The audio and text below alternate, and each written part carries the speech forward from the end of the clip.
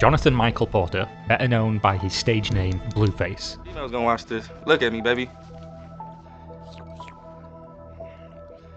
Yeah. A young street entrepreneur, gang affiliate, and rapper from Los Angeles. Despite initially and perhaps still widely being mocked for his offbeat rap style, because for the most part, on songs, he sounds like he's 30 seconds ahead of the beat, or like he's trying to race the beat to the finish of the song. Blueface's success was meteoric. So much so, in fact, he was dubbed an industry plant by many hip-hop fans, claiming there's no way someone who can't rap on beat could become so popular in such a short period of time. Interestingly though, that's what kept his name in headlines. Despite this being musically not the best, his most popular songs were the ones that were the most offbeat. Could this continue to raise his profile and have his career continue to rise? Or was he another overnight star that burned bright only to fizzle out? These questions never got an answer. His life took a different path entirely, a much, much crazier one. Damn, dude. Damn. They not worth. They not worth. It's knocked out. Take it away. Take it away.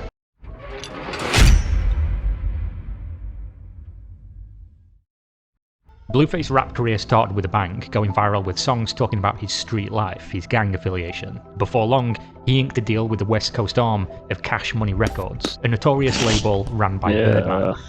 When my name come up, respect it. Let's go. Stop playing with my fucking name.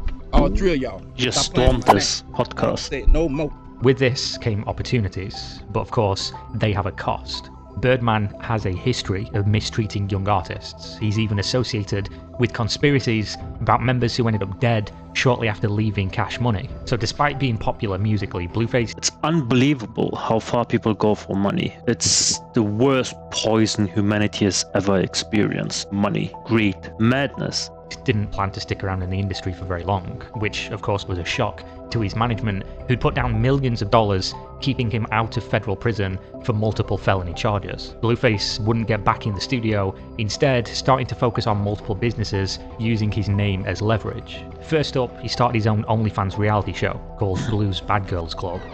He's not old, he's relatively young, what, 20, 21, something like this? Coming to this much fame and money at this age and not having a stable or strong network of people around you that help you navigate through all the ups and downs, the dangers and potential pitfalls, it's very difficult. You're literally a ship without a captain, and anyone who wants to have a go has a go at you. And this is what we unfortunately keep seeing with people like this. Damn, y'all late. They already fighting. A $50 a month subscription that gave access to YouTube quality episodes of the craziest reality show on the internet. If you ever wanted to see a dozen or so half-naked women in their 20s dance, drink and beat the shit out of each other, this was the show for you. People pay for the idea this shit. came from simplicity. Blueface liked watching girls get crazy, so when two girls on his music video set started fighting, he recorded it for social media and decided what better way to make money than to manufacture the perfect scenario to recreate this on a daily basis. The solution was real simple. He had a house in Hollywood with enough space, and he could pay the girls in something that everyone on social media wanted: clout. It would cost him almost nothing and earn him tens of thousands of dollars per month. The girls would come to him, they would send audition tapes, and if selected, live in a house crazy, where they man. would routinely Nuts. punch the shit out of each other while competing for Blueface's attention and more social media followers, which they would then hope to monetize in other ways. The real star of this show, though, was a woman by the name of Krishan. I play football. I'm 20 years old. I just moved out here from Baltimore. I'm not from LA, I'm from Baltimore. I moved out here like a week ago. Yeah. What seemed like a real nice girl with a history like Blueface himself. He'd been a star football player in his high school days and even got a full ride scholarship to play in college before getting homesick and returning home to join the schoolyard Crip street gang. Can you imagine? Can you imagine a full-blown scholarship? People literally would give everything to be at that position. This is a one-way ticket to money, everything that you want. But no, this guy is blowing all of it for being in some messed up street gang. Krishan was a junior Olympic level track star with a bright future in the sport, Look at her. though she of course put this on hold in the search of fame and fortune on Blueface's reality show. There was just something about her that put her ahead of the rest. As soon as she entered, an immediate fan favourite. Mostly because she came into the show swinging, literally. Episode 1, she was fighting. Episode 2, she was fighting. Episode 3, you get the idea. There weren't many episodes where she wasn't throwing hands Look with at one her. of the other girls. Already she she clearly changed. struggled with some personal demons, and then she drank alcohol, which was a frequent element of the show, and she became a...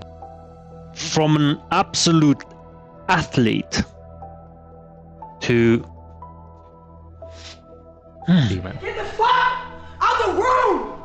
I piece you up! Then I'm gonna stay in the room, bro. Back! What? Sad. Back! It's not She was entertaining, the it's exact sad. kind of person Blueface wanted, not just on his show, but apparently in his personal life. Shit's gonna work. Yeah, cause this is a little. My bad, Chad. You put a hole in my wall. You rich, you can pick. I watched this video, and if you watch it, man, they're out of their mind drunk. The way they behave, the way they speak, it's crazy, and that seemed to be a pattern in their lives. Everywhere they show up, they're just drunk out of their heads. It's the Hennessy that literally speaks for them, and it's sad. Again, there was a lot of potential in them, and they just threw it all away for doing this. Rumours quickly began to circulate that Blueface and Krishan were more than meets the eye, especially since shortly after meeting, she got his entire face tattooed on her neck, an act that he apparently liked a lot, so much so that he started asking the other girls to do it unless they wanted to get kicked off of his OnlyFans reality show. They were literally branding themselves with his face, all while being paid nothing for potential social media followers if people liked what they saw. Chrisean, however, was special to him for whatever reason. She started to rap under the name Chrisean Rock, and Blueface signed her, managed her career, and before long, she had 5 tattoos of Blueface. Why she lost that tooth? One on my face, one You on knock my out. face say Jonathan Jamal Porter. One on my that say Jonathan. One on my hand that say Jonathan. It's Ashley. Though of course recently this number Goodness. increased to 7. Behind the scenes, they were an unofficial couple. Before long, they were public, not just in their relationship status, but in their relationship dysfunction. Blueface alone at this time was capable of making headlines, never for his music anymore, mostly for his criminal activities, such as a high-speed chase that resulted in him shooting at a man Look who at robbed him this. at a gas station. My but now, God. it was being publicly intoxicated and physically fighting his girlfriend in the street, in a bar, in a restaurant, basically anywhere and everywhere. Multiple videos circulated showing her beating him beating her, and That's this was just the beginning. toxic. Blueface was no longer staying relevant for anything except him and Krishan being crazy. It wouldn't even be a stretch to say she was keeping his name relevant when nobody even knew who she was a few years prior. Pretty much nobody at this stage was asking, when's Blueface going to release a new track? They were instead asking, have you seen what's going on with Blueface and Krishan? Which is likely why Blueface saw this as a perfect opportunity. Where most other people would probably break off the relationship, or at least try to keep it behind closed doors and get on with their career, he had completely different plans. He signed up with a company called Zeus, and they had a camera crew follow their every move, recording for a show called Crazy in Love, which would launch on their streaming platform. Oh, Now the question I have is that just a very low, disgusting, humiliating, antisocial marketing stunt? Because if they're playing it, this is what people unfortunately want to see, and this is still crazy. But I doubt it, because there's a lot of evidence out there and videos and stuff like this where they actually get physical and beat this shit out of each other to the point where they're literally leaking. It's toxic and disgusting to watch, and I think it really needs to stop. Someone has to literally pull them apart, because they will do something very serious to one another, and that would be the end of them. a way to monetize the most toxic relationship on the internet, a behind-the-scenes, intimate look at their life. This show outed many details that makes it, honestly, incredibly difficult not to watch. It's like a perpetual car crash. You laugh, you shake your head, you cannot believe what they're doing to each other. I don't think that's funny. Of being caught fighting Look at each other this. in the I public think she knocked was her of out, and interest, then she's you can following now on watch like them this. This is manipulate and not abuse each other in high definition across almost hour-long episodes. You could watch Blueface go to Baltimore to meet Krishan's family for the first ever time, get sucker punched by her father, and then minutes later knock catch him in the out like this, pattern look, and knock the boom. 60-year-old man unconscious, leaving him bleeding on the pavement, and then mocking him Disgusting. saying, "I'm her daddy now." You could hear about how Krishan beat the fuck out of Blueface's mother in Blueface's house. You know what's even worse than this? After this, he went to so many podcasts and interviews and stuff like this, and the people who are interviewing him and say like, "Oh my god, you know what? It was gangster the way he said I'm her daddy." They're supporting this. What's going on? Like, what is going on? While he watched and encouraged her to do it, or how his sister and her husband came over to teach her a lesson after laying hands on their mother, only for Blueface's friends to jump in and beat up her husband, bragging about stomping on his head, and then record Krishan beating up his sister to post on social media. You could watch the court case against Krishan for the time she broke into Blueface's house, wrote how much she loves him on his mirror in human blood, and then steal his car, driving it, herself, and some drugs across state lines. Or how about when she travelled alone to the court case while Blueface went to Vegas without telling her, and then got caught on CCTV shooting at a man outside of a strip club, gaining himself another attempted murder charge, and more millions of dollars in legal fees for his record label, who he doesn't make music for anymore. Pretty much every episode is them getting drunk, her drinking hard liquor from the bottle at 8 AM, and then them getting into physical altercations, like the time she smashed a glass over his head. It really does seem like they're locked in this together, in a race to the bottom. Krishan seems like an alcoholic, Blueface seems to enable her, though it's unclear whether he does this so she goes crazy and gives him more internet clout to stay relevant, or if he just doesn't know how else to handle her. She seems to drink to cope with the fact she was abused as a kid by a drug-addicted mother, an absent in-prison father who was only around long enough to beat her, and now lives with a man who routinely neglects and abandons her for other women. It's to the point where they're drinking hard liquor and drunk in couples counselling. Despite all this, and despite how crazy their life is, every episode has a snap back to reality moment.